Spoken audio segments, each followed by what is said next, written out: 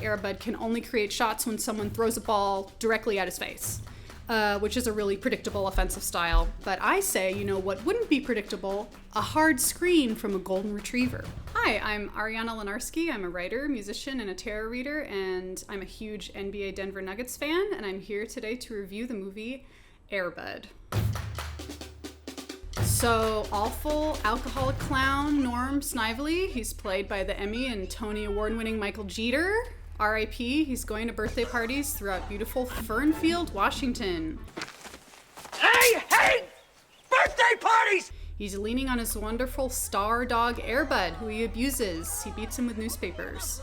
But Airbud manages to run away. He almost gets hit by a car driven by his soon-to-be new family, the Frams, with a glum little boy named Josh, whose dad was killed in a plane crash, and Josh has the article of his father dying framed, which I find a little disturbing. Josh becomes the equipment manager for the middle school basketball team, gets a little bullied because he's the water boy, but there's a mysterious school engineer walking around, and he's a former Nick. That guy's dead.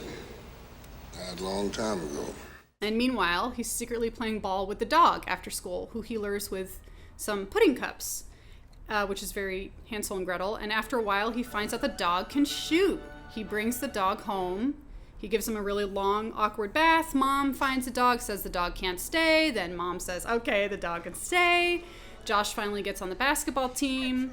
During the game, Airbud runs on the court and he scores a basket, and the community, this small town community, goes crazy.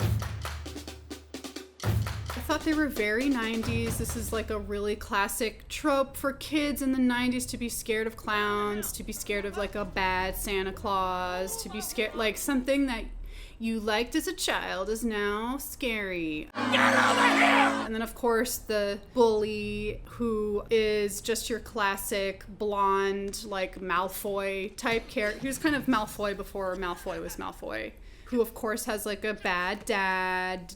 What's going on here? Just running time through a little drill. Blonde was a very popular hair color for boy villains, and still is. I'm not quite sure why that is. Maybe it's like weird Aryan hangover, like German Aryan hangover type thing. Springtime for Hitler and Germany. I'm not quite sure why they're picking on him so much. He hasn't done anything. Like, why is he threatened by him? He hasn't even seen a reason to be threatened by him. Don't even waste your time, water boy. It's terrible to bully someone, but usually, like, you have some reason. Like, the kid has stood out too much, but he hasn't done anything at all. First thing I noticed is this is not a player that we'd find, like, at Kentucky or, like, in a college. Like, this is actually someone I think you'd scout at a halftime game. This is something where you see someone perform, and then maybe you're a little drunk, and you're like, can we get this guy on the team? You check in your rule book, but you won't find anything in there that says a dog can't play. It kind of reminded me of, like, what if we decided Red Panda, that really famous halftime player, should just be on a team? And I kind of have to ask, like, why not? Which, like, is, to me, a very, like, Harlem Globetrotters, like, hey, we found this clown off the street. So if I was a scout, I guess I would be drunk. I guess I would be, like, drunk and at a game and think that this is a good idea. And maybe someone owes me a favor, and that's why Airbud got on the team. So he is not that great, which is actually covered in another article that Rajesh Suresh wrote, a great article about how Airbud sucks at basketball, which he kind of does. Like, I think the movie tries to make him out to be, like, really good at assists and really good at shooting and all this kind of stuff. He's not. He can't dribble at all, which they point out often. Does he dribble? No, but he might drool a little bit. None of his defensive moves are very good. He's a bit of a bully, but he can shoot. Like, I know that he's shooting the same shot over and over again, but I think he's a specialist, and I think it's very accurate for this time frame for them in the 90s, which was like a very isocentric era. So like he had to have some kind of gimmick. This wasn't like an advanced stats era. That's what he could do, so he did it. Listen, I know who you are. You don't just watch sports, you follow every play, you follow every player. You're reading the paper. You're still reading the paper. You're reading the blogs. You're reading the websites. You're listening to the podcasts. Get the daily fantasy sports book that rewards your passion with some winning. That's Stat Hero. Here's a great thing I love about Stat Hero. I don't want to play those other schmoes. I just want to play one entity, and that entity is Stat Hero alone. It's one-on-one. That's it. I'm playing Stat Hero. I know what their thinking is. I know what lineup they're putting out, and I just try to beat it. Go to stathero.com/Takeline, sign up for free right now, and you get 3 times back on your first play. They're giving you 300% match. That's unheard of. If you've heard of something like that, congratulations. I haven't heard of it. Go to stathero.com/Takeline. That is stathero.com/Takeline.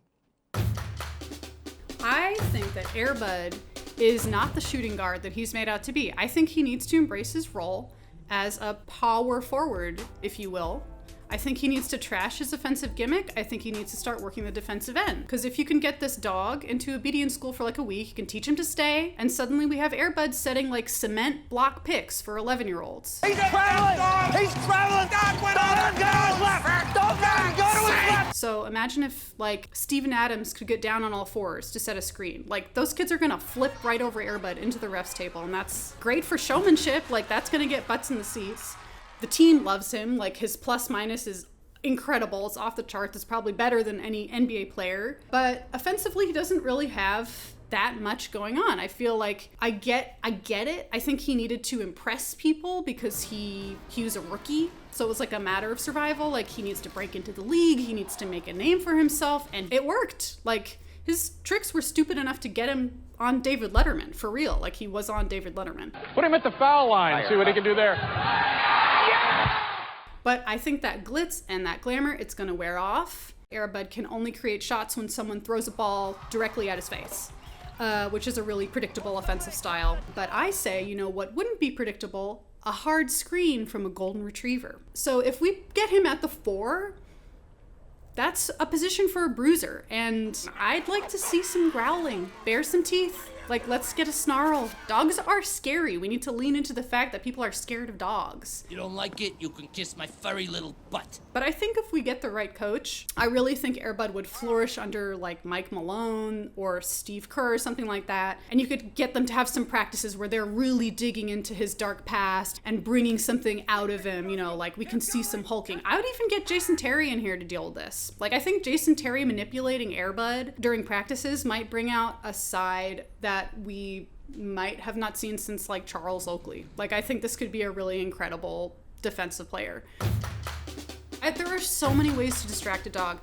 That's Air Bud's problem, is he's really undisciplined. Like he's a bad dog. We don't talk about this, but he's a bad dog. So can I keep him? So I'm gonna be taking advantage of that. I'm putting treats in my pocket. I'm like throwing treats like the golden apple in that Greek myth where the woman is running and they throw an apple to distract her. That's what I'm doing for Air Bud. I think he gets carte blanche because he's a former Knick. It's like, just let him do whatever he wants. Like, we know this is more about the name. After Chaney? New York Knicks, 56? And also his energy is great. He's got great vibes, so he's just kind of vibing. And I'm fine with that as a coaching style. I think his methods are unique. You play with an invisible ball, you gotta get your information from somewhere else. But that's appropriate, I think, for a bunch of middle schoolers. Sandlot. Homeward Bound. I think that Homeward Bound. The Sandlot. That movie with the little girl that has the monkey. Beethoven. Oh, Mousetrap, I want to say. And then Air Bud's kind of low. Go! Get it! Interesting. I looked at the Nickelodeon Kids' Choice Awards to see, because Air Bud was nominated, and post-mortem. He died shortly after this film was made, and he lost to Salem from Sabrina the Teenage Witch, who is not even a real cat. Need a push? You laugh, you die. I've got some friends with kids who are about 6 or 7 and they are into basketball, and I would recommend this movie to them. I would say, hey, there's a dog that can play basketball. And I think that's as far as I need to go, because that's as far as I needed. Like, the thing about Air Bud is it's stupid pet tricks, and we love that. So the draw is right there. You can't help it. It's entertaining. The movie struggled with dialogue. I'm really sad that they didn't punch it up more and like have more puns. Like at one point someone says Michael Wolf Jordan. A basketball football-playing dog. A regular Michael Wolf Jordan. We could say Kareem Abdul-Jabbar, Jamal Furry, Norman Growl was one that my friend Zach Dunn contributed. I just think there are just so many other puns we could have used. Also, 90s was very pun heavy. I feel like that was a loss. I think we leaned a lot on the fact that it was about stupid dog tricks, which I'm gonna say was very interesting. He did all his own stunts. So that's what I would say. I would say, hey, there's a dog who can play basketball. You're either in or you're out.